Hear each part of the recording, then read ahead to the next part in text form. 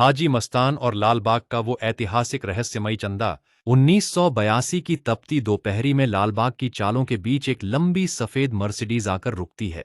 Car का दरवाजा खुलते ही सफेद चमकते कुर्ते और सफेद जूतों में बाहर कदम रखता है मुंबई का सबसे रसूखदार चेहरा, मस्तान। पूरे इलाके में ढोल ताशों की आवाज अचानक थम जाती है और मिल मजदूरों की भीड़ में गहरा सन्नाटा छा जाता है।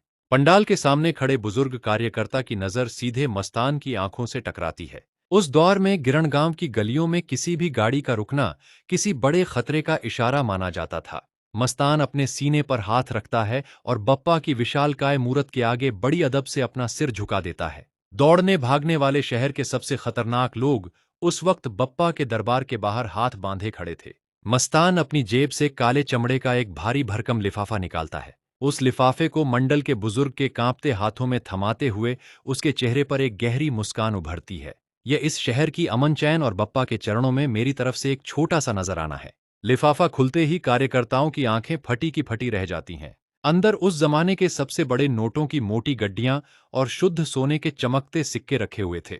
इतना बड़ा दान उस दौर में मुंबई के किसी बड़े से बड़े मिल मालिक या हुकूमत के रईस ने भी नहीं देखा था। लेकिन मस्तान का यह कदम सिर्फ एक चंदा नहीं था, बल्कि लाल बाग की फिजाओं में तैरती एक अनकही बात थी। दान देने के बाद मस्तान ने बुजुर्ग के कान में झुककर धीमी आवाज में सिर्फ एक ही बात कही, विसर्जन के दिन गिरगांव चौपाटी के रास्ते पर मेरी नजर रहेगी, कोई परिंदा भी पर नहीं मार पाएगा। इतना कहकर वो शख्स अपनी मर्सिडीज में बैठकर धुआं उड़ाते हुए समंदर की तरफ निकल गया।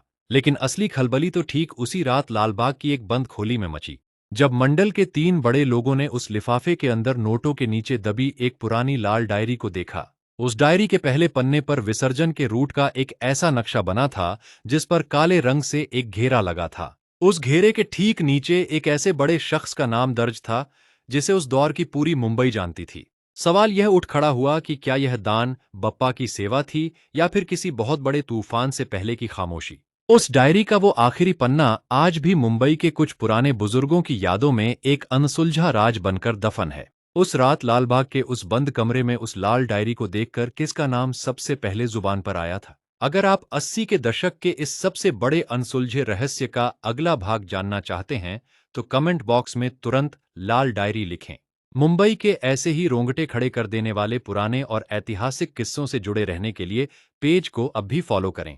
इस अनसुनी दास्तान को अपने दोस्तों तक पहुंचाने के लिए वीडियो को लाइक और शेयर जरूर करें।